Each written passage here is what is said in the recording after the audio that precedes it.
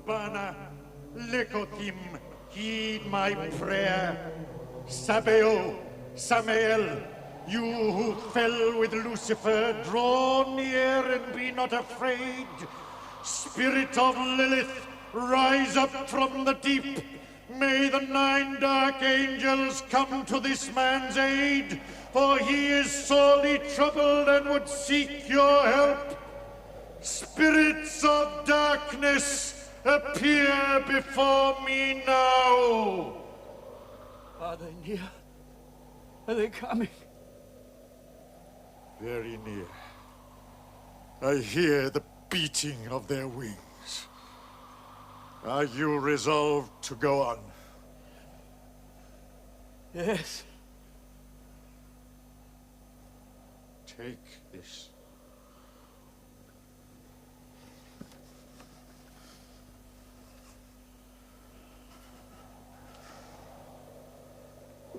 What must I do?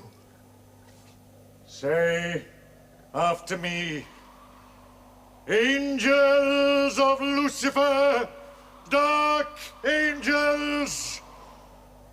Angels of Lucifer, dark angels. Know by this sign that I give my body and my soul to the service of your master. Know by this sign that I give my body and my soul to the service of your master. And renounce Christ forever! No! They'll tear you to pieces. I can't. Cast it into the flames! No! No! No! No! No, no, no, no! Sephiroth! Unbar the gates! Oh, Lord! Let them forth! Let them forth! Oh! It is Christ, too late! deliver us! They're here! Evil.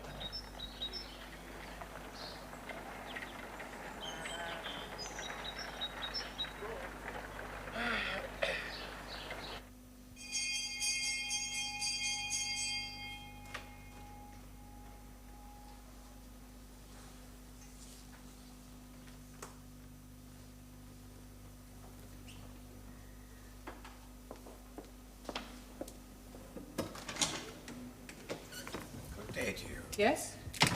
My name's Brown, Father Brown. I received a message. From whom? Mr. Augustus Elmer. Mr. Aylmer is not at all well. Well, that's maybe why he wants to see me.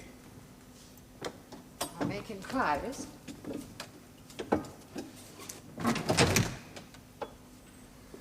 Will you please wait here? Yes. Thank you.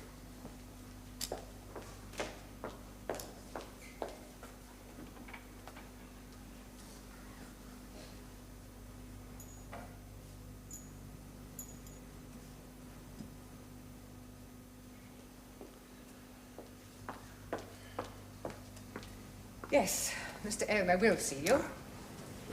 We've had to put him down here for the moment. He's had rather a nasty fall. Oh, If you would care to leave your umbrella. yeah. Thank you, yes.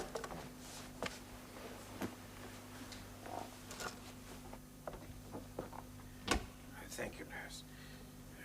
Mr. Augustus Elmer? Father Brown, Yes, yes. I hope you didn't mind my sending for you.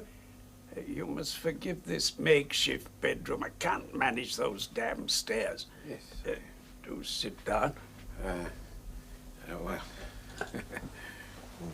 I don't know who else to turn to. Why me, particularly? Well, you see, I was brought up a Catholic, and I still think of myself as one. Yes. Do you go to church?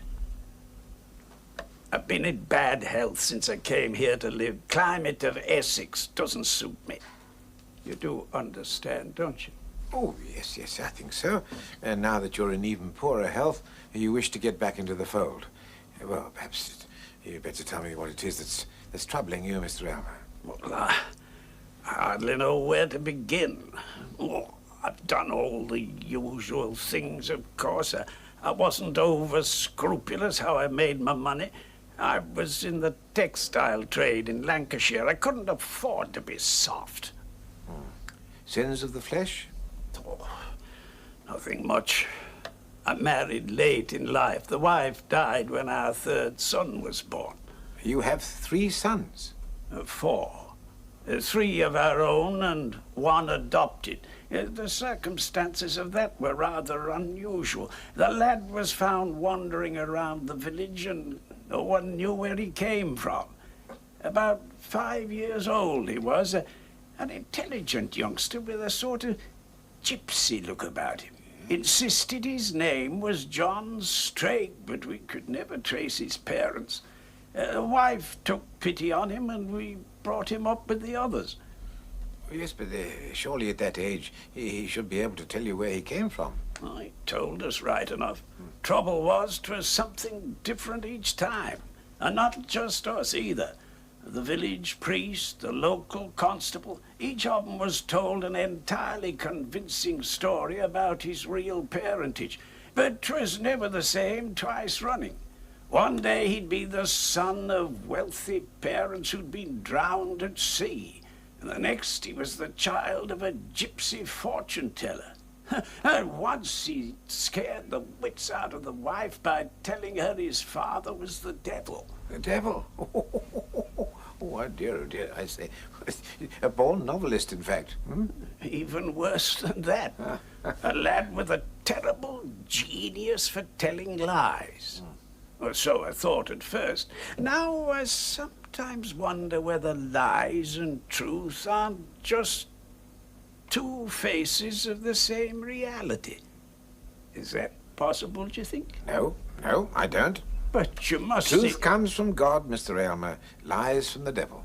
Aye, but couldn't it be, though, that they're just 2 sides of the same coin? What, God and the devil? Aye. And is this what he says, this adopted son of yours? What's his name? John Stra. Oh, yes. And does he also have a theory that eternity is like some enormous wheel with cycles of birth and death and reincarnation going round and round, and like a snake biting its own tail? Aye, as a matter of fact, he does. Yes. And he's an even bigger rascal than you think he is. People who think like that, Mr. Elmer, are invariably bad hats. I don't want you to get the idea that John is entirely evil.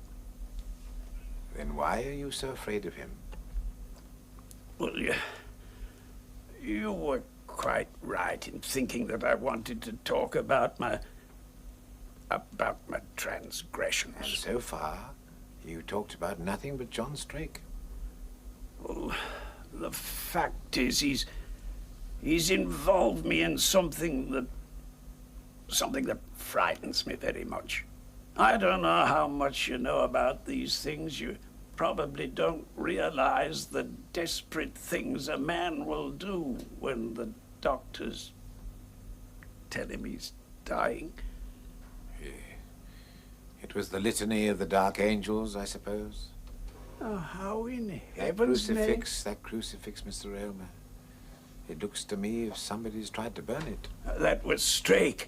He told me he could conjure up demons, that I could have another year of life. At a price, no doubt. Oh, I'm surprised at you, Mr. Elmer. A businessman who can contemplate a bargain of that nature.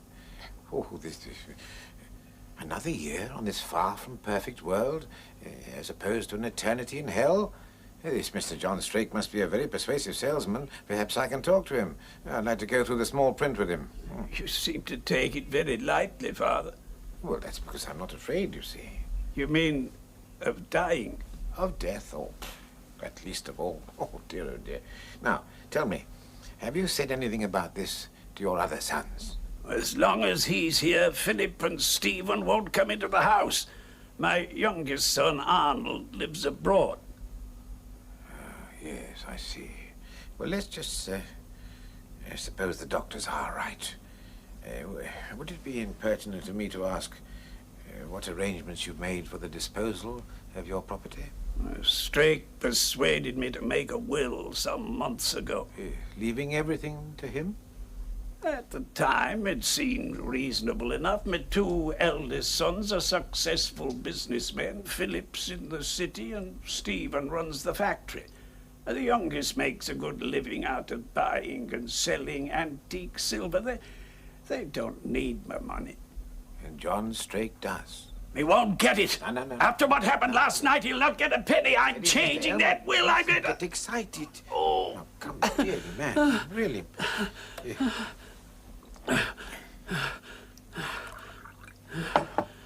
now. Quietly.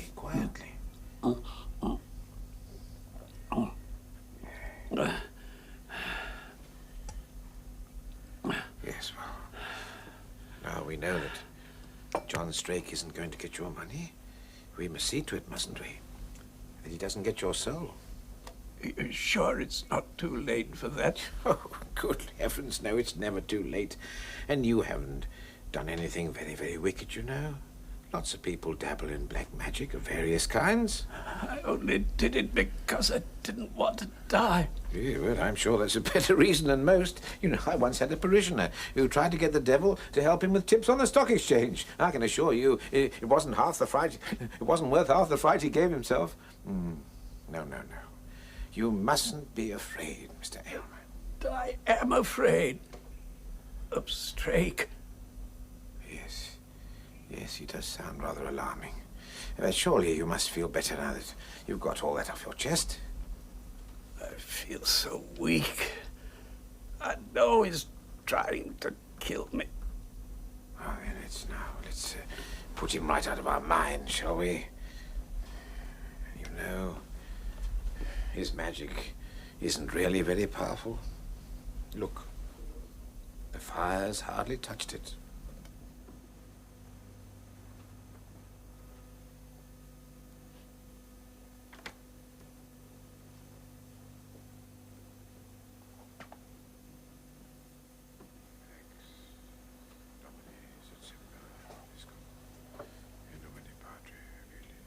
Et Spiritus Sancti.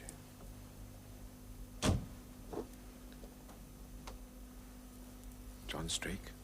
I hope I haven't disturbed you. I am Simon Vesti, Mr. Aylmer's lawyer.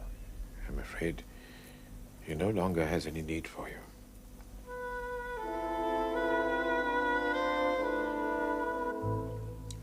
But how can you possibly say our father was in his right mind?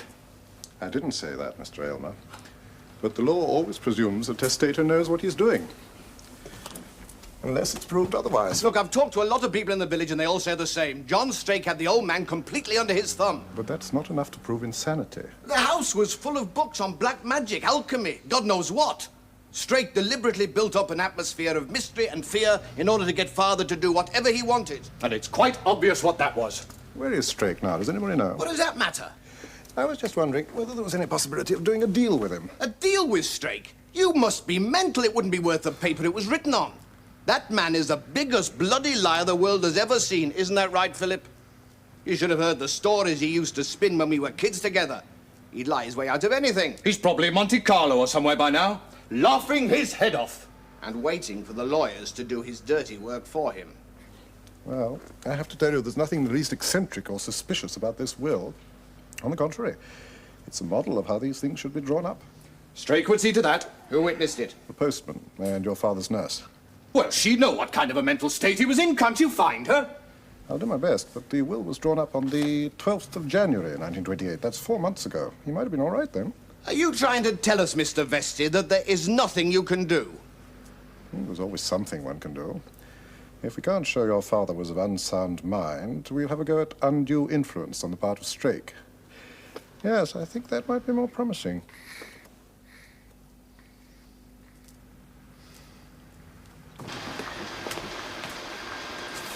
Morning, Mr. Elmer. Morning, Blacker. Now, what's all this about? I thought I'd better tell you, sir, there's a bit of what you might call discontent. Now, we've been through all that, and I've told you, without longer shifts, we might as well close down. Oh, it's not that, sir. It's a safety aspect. Now, look. You know damn well this factory has the finest safety record in the north. If you think you're asking for more wages, you have to come up with a better excuse than that. It's that wire cage round the big engine. What about it? Well, it's not functioning properly. It's supposed to come down automatic like. One of the chaps nearly lost his finger yesterday. He'll have to be more careful, won't he? Oh, come and take a look at it, Mr. Aylmer. You can see it from the catwalk. We haven't got unlimited funds, you know. Things are very tight just now.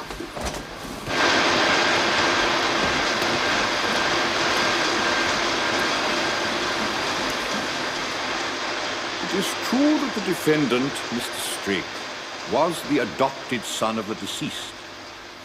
But there seems no reason why he should be favored above the others in the disposal of the estate, and still less reason why they should be entirely excluded from any benefit. The only possible conclusion, therefore, is that Mr. Strake profited by the absence of the brothers to bring undue influence to bear on his adoptive father.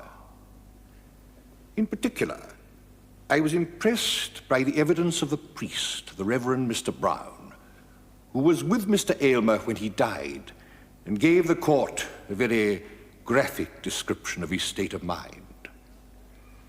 I therefore give judgment for the plaintiffs and declare the will of January the 12th, 1928, null and void.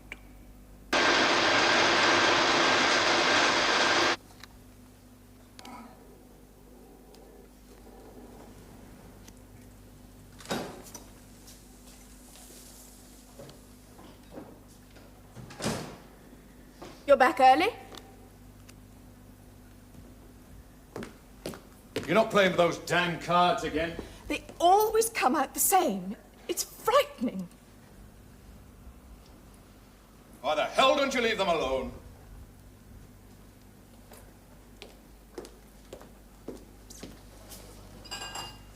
Philip, I can't live out here in Essex. The whole thing is too ghastly. Well, that's how it's been arranged. Stephen and Arnold get most of the money. We get the house. I don't see how I can possibly make it into a home with any kind of taste. It's a ghastly house. Oh, it's so different from the flat in London. All these gargoyles and Virginia Creeper. The main thing is we've got it away from Strake. You're never satisfied, Daphne. It's a very fine old house. You always said the flat was too small. At least it was in London. We don't know anyone out here in Essex. Calm down, Daphne. What am I going to do all day? Stuck out here in the middle of this ghastly marsh, surrounded by beastly cows? Are you expecting someone? Yes. That'll be Father Brown. Do you mean a chap who gave evidence? Yes. Well, what's he doing here? Well, I asked him to come. What the hell for? Now, Philip, you heard what he said in the court. That man Strake was trying to raise up devils. You don't believe that? Your father did. Oh, for heaven's sake! Philip, you are not to be rude to him. If it hadn't been for him, you might not have won.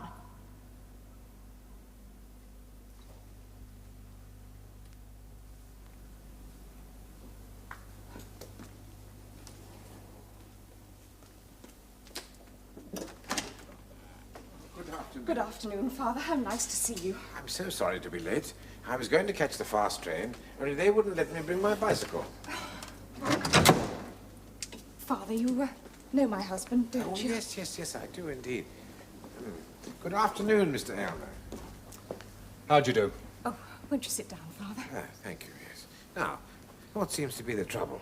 You sounded quite worried on the telephone. Father, I am sure that there is something evil in this house. Well, do? you know more about it than anyone. Daphne? So I thought... What have you been telling him? My husband thinks that I'm a silly little fool. But it is true, isn't it? Can't you feel it yourself? Well, it does have rather a strong personality, but... Personality? Exactly. I almost sense that it's watching me. I have this strange premonition that something beastly is going to happen at any moment. Well, ever since we moved in here, I have felt that this house has a thoroughly evil character. John Strake's character, perhaps? I knew you were going to say that. I am convinced that he's still here. I suppose a house could be haunted by the living. I've never come across it. Well, that's exactly... Well, I've never heard such tommy rot in all my life. What are you going to do? Go around the place with bell, book, and candle? Well, it does work sometimes. Please. No. We're not going to have any of that sort of rubbish, thank you. Can't you see my wife's turning herself into a nervous wreck? She doesn't need a priest, she needs a doctor. There's a train back to London in half an hour. Good day. I'm so sorry, Father.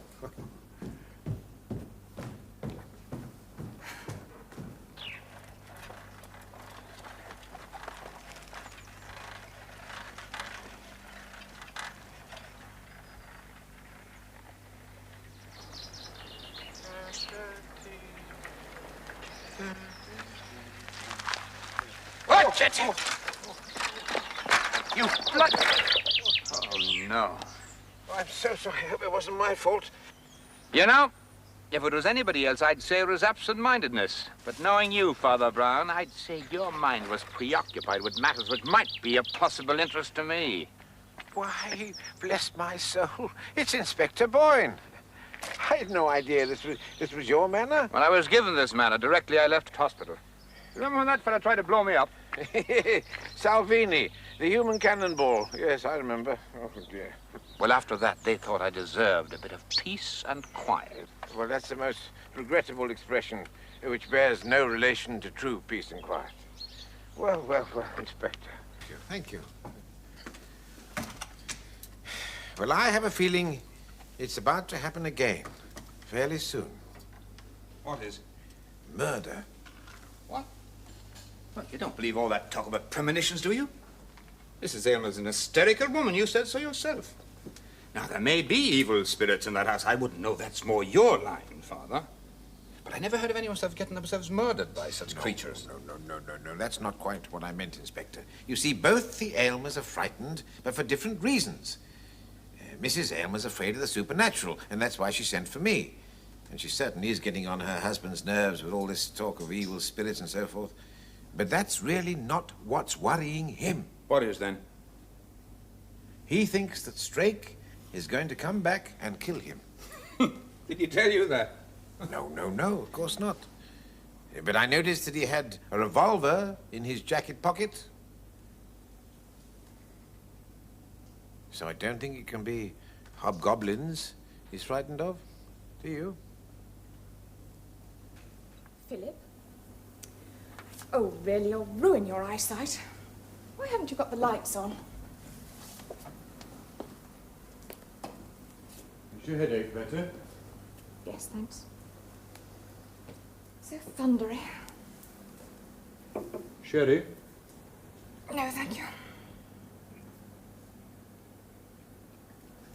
What were you so busy with? Nothing important. Oh, well, if you don't want to tell me. I'm sure it's going to rain again. It's so dark. There's nothing the matter, is there, Philip? No. It's not your rheumatism again, is it? You know, ever since we've moved in here, I haven't been able to get warm.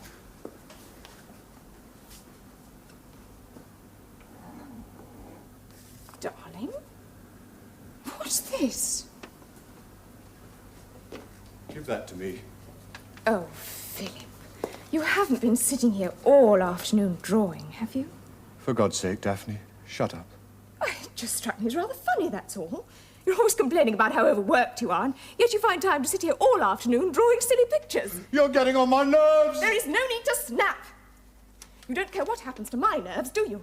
Cooped up in this wretched place all day while you go off to London. It's not exactly what I married you for, you know, to sit here all by myself all day. And when you do come home, you don't even talk to me. Where are you going? I need some fresh air! You'll get soaked. Oh.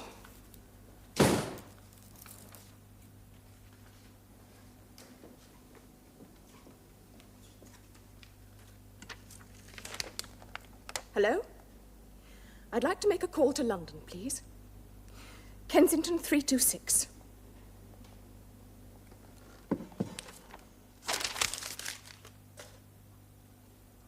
Hello, Mummy. I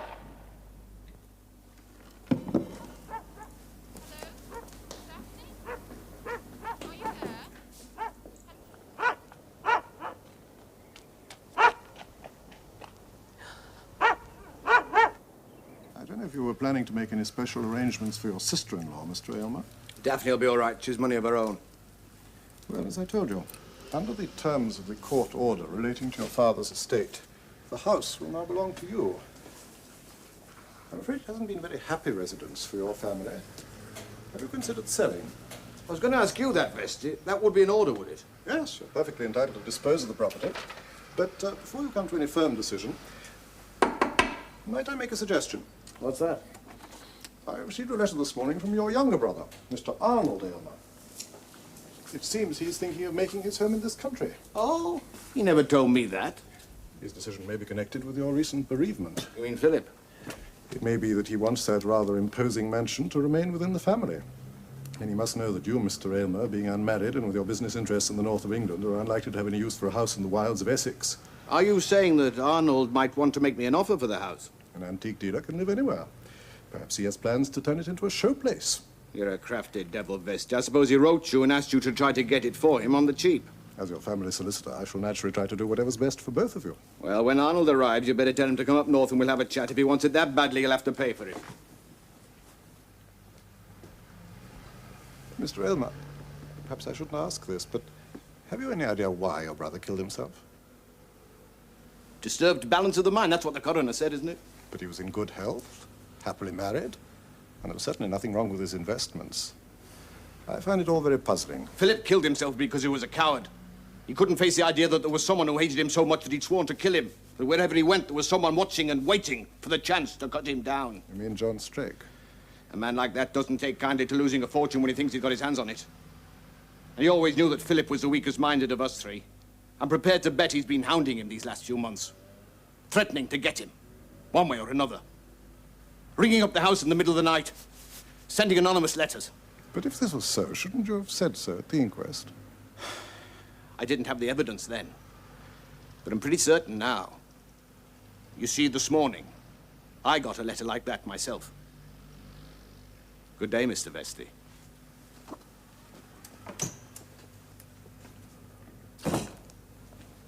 It's quite specific, Mr. Elmer. Tomorrow you'll be dead. Could be a practical joker, I suppose. If I thought that, I wouldn't have sent for you. Do you have any employees who've got a grudge against you? Look, there's absolutely no doubt about who sent it. I didn't ring up the police station and ask for Sherlock Holmes. Just wanted someone to sit around and keep his eye on things. Yes, I understand. I mean, even a lunatic's not going to try and kill me while you're here. Yes, Hazel, what is it? The works manager just telephoned. Your brother's arrived and has taken him on a tour of the factory. Why the hell didn't he bring him up here? I'm only telling you what Mr. Purvis told me. I'll be damned. Snooping around, that's what he's doing. I'll be back in a minute. Arnold, what are you doing down there? Come up here!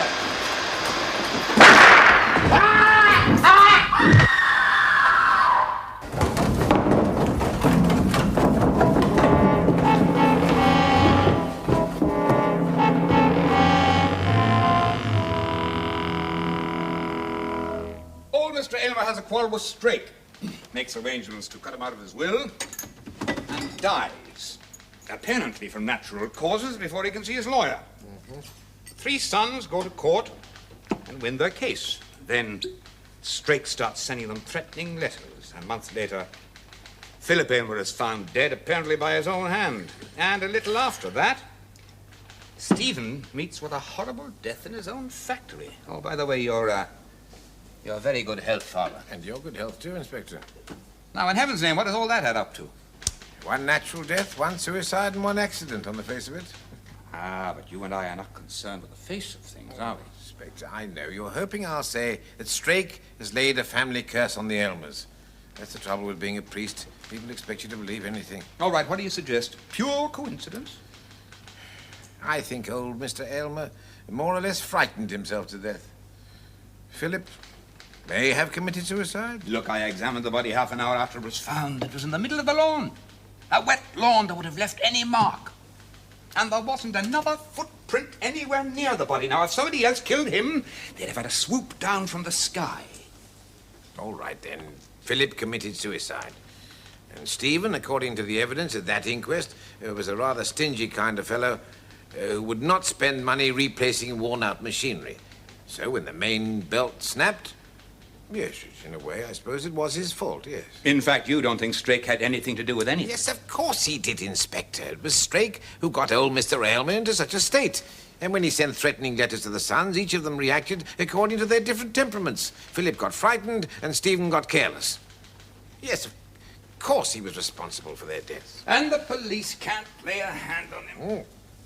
Well, that rather depends on what he tries to do to the third son, doesn't it? He's moved into the house, I gather. I haven't called yet. I understand he's having some domestic difficulties. What do you mean? Well, he's having difficulty in finding any domestics. Nobody in the village wants to work in that house anymore. They think it's haunted. He's living there alone, I believe, poor chap. I dare say he's as frightened as all his brothers were. Well, he doesn't have to live there. I mean, after all, he did get the house for nothing. Yes. You know, come to think of it, he's done rather well, has Mr. Arnold Aylmer. Yes, I suppose he has. Oh, goodness me. You don't think that... Well, his motive for getting rid of them was just as good as Strake's. And he's finished up with the whole caboodle, hasn't he? The house, the money, everything. Oh, dear, oh, dear, oh, dear. Well, now, have I your permission to go and talk to him? Well, now, I'm not so sure he'd be too pleased to have you poking around up there. Nobody ever notices me. It'd be different if half a dozen of your men went marching into the grounds. Or perhaps on second thoughts, it might be just as well, just in case. Very well, Father. Goodbye, Inspector. No, better not. They'll get so damp in all that shrubbery. I'll go alone. Ooh, I believe it's going to snow.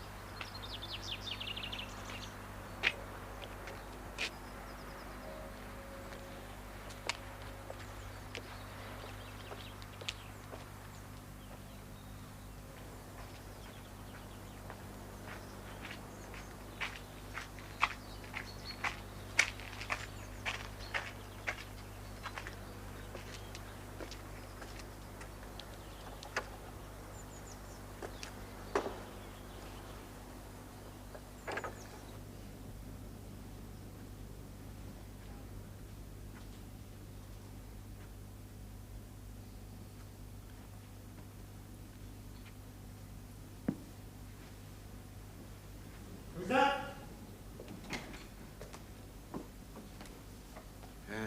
Mr. Aylmer? Mr. Arnold Aylmer? I am Arnold Elmer.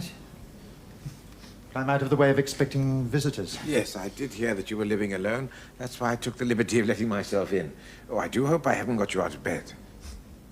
Who are you and what do you want? My name's Brown. Father Brown. I had some slight acquaintance with your father. In fact, I was with him when he died. I see. I do hope I helped to set his mind at rest. I wished he'd sent for me earlier, poor man. He seemed to think that the devil had singled him out for particular attention. Not the devil himself, perhaps, but certainly a demon. He told you about this adopted son of his. John Strake. Yes, indeed he did, yes. Unfortunately, Mr. Strake had left before I arrived. That's a pity. I should have liked a word with him. As a priest, you'd have known at once that you were in the presence of great evil. Oh? Have you seen a photograph of him? Well, there wouldn't be any, would there? Well, I mean, if Mr. Strake was really practicing black magic, he wouldn't allow any photographs to be taken. He'd know that if they fell into the hands of an enemy, they could be used in all sorts of unpleasant ways. Pinned through the heart, for instance? Oh, I don't think he'd take that risk. How on earth do you know this? Oh, I pick up all sorts of information. Have you any idea what it's like to be pursued by a man like that? To know that he means to destroy you as he destroyed your father and your brothers? Oh, I don't think you should jump to those conclusions, Mr. Elmer. We don't know that John Strake had anything to do with those tragedies. In the case of my brother Philip, I wasn't sure at first. He was found shot, you know, on the lawn out there with his revolver beside him. It had been raining heavily, and the grass was still drenched. But apart from my brother's footprints, there were no others. He must have killed himself. Yes, perhaps he did. But I shall always be certain in my own mind that he was murdered, and that the murderer came and went without leaving any trace. Oh, but that's impossible, Mr. Elmer. So are miracles, Father Brown. And if God can perform them, perhaps the devil can too. Yeah. But your brother Stephen's death, surely that can have been nothing but an accident? I was on the factory floor when Stephen died. He came out onto the catwalk outside his office and called my name. I looked up at him. He must have been about 40 feet above me. And then, as our eyes met, I became conscious of something else. Of something monstrous hanging in the shadows of the factory roof above his head. It was shaped like the figure of a man, but made huge by the great black cloak it wore. I was going to cry out when suddenly there was a sound like the cracking of a whip, and something wrapped itself round Stephen's body and dragged him to...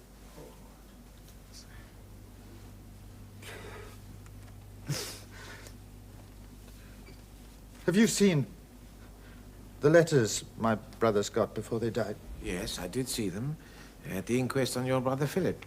I remember they were signed with some sort of symbol. It was a winged dagger. Do you know what that signifies, Father Brown? Oh, some sort of magic sign, I suppose. But don't you see any connection between that symbol and the manner of my brother's deaths? No. A winged dagger, a weapon of death that is able to strike swiftly from a distance. Philip was found shot on his own lawn, with his own revolver beside him and not a trace of any other footprints disturbing the wet grass about him.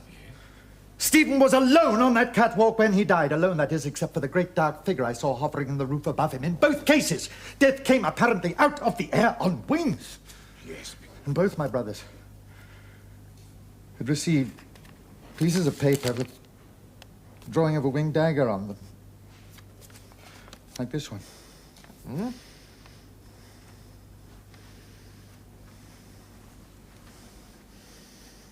Death comes today as it came to your brothers.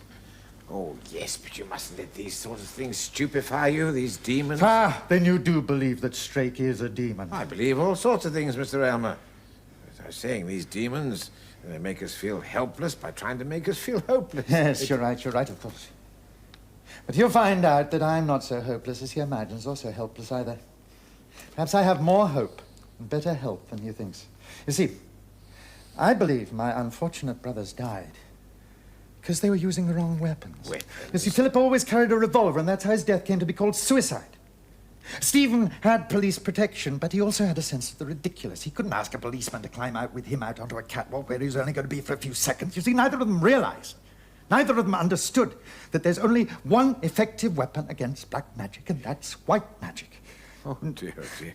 Or perhaps I should say silver. Come with me for a moment.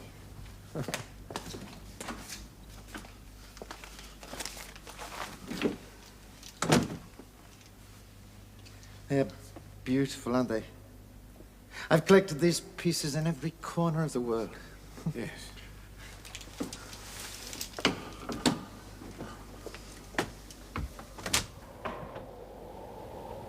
Oh, just look at it all. I knew it was going to snow. There's white magic for you at any rate.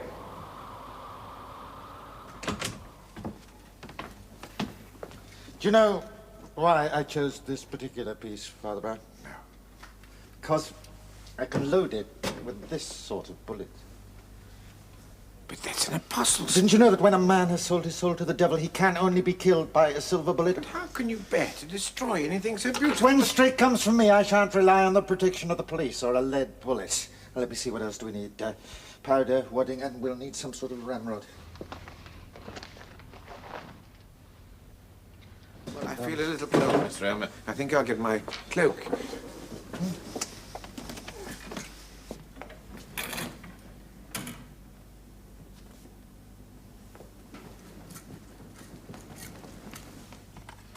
Hello. Exchange. Put me through to the police station, please.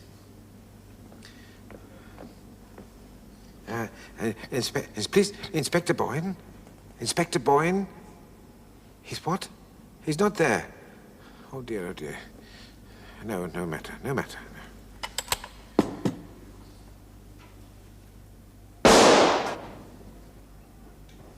Glory be to the white magic! Glory be to the silver bullet! are avenged at last.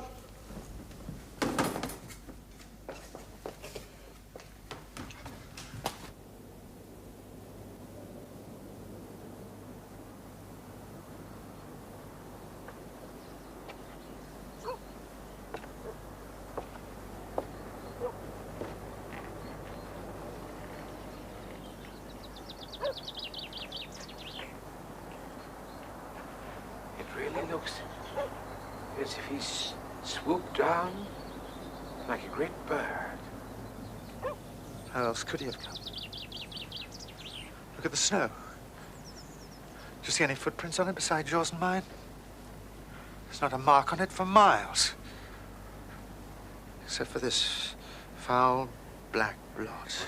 That cloak, it's very curious. It's a trifle too long for him, wouldn't you say? He wasn't a very tall man. That cloak would have trailed behind him on the ground, therefore. Well, Mr. Elmer, shall we leave his body here? Or shall we take it upstairs to your room? I'll call for the police in a minute. First, I'm going to have a drink.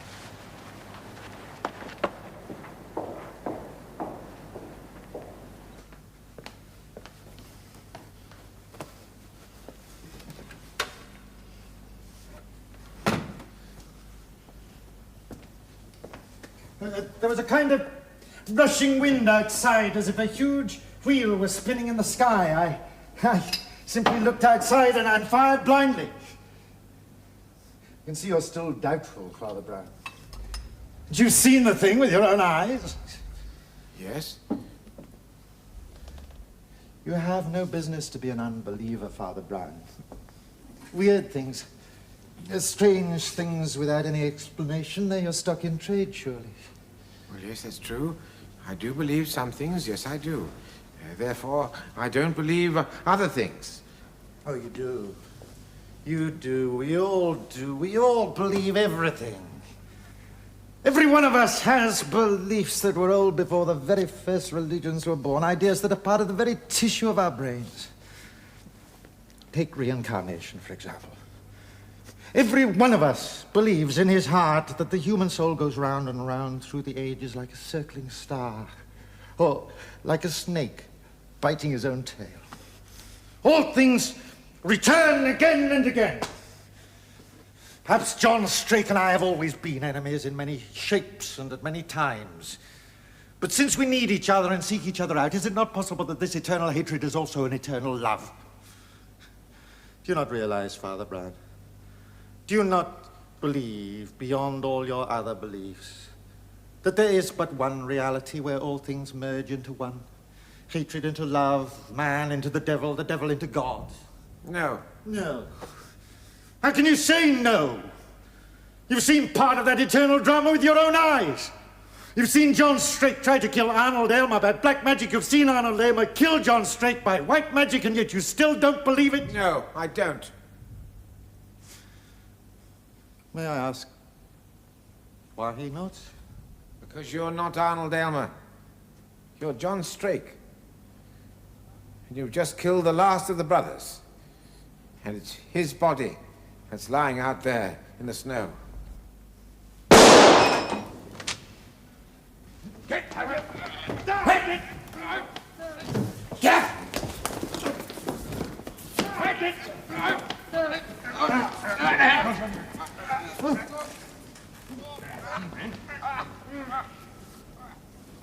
It was the apostle spoon, you see.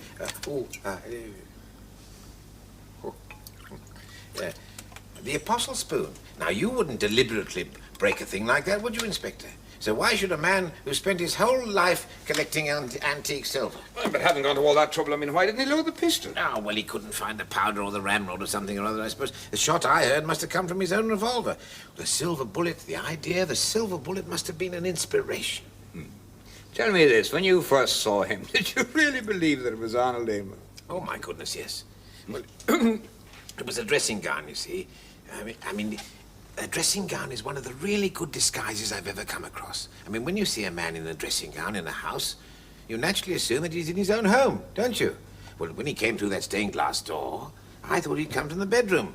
And then I remembered that was the makeshift sick room that they'd made up for poor old Mr. Elmer. Of course, it was stupid of me not to have thought of that. You see, he hadn't been in that room at all. He'd come straight in from the garden. And when I realized that, I knew exactly what had happened.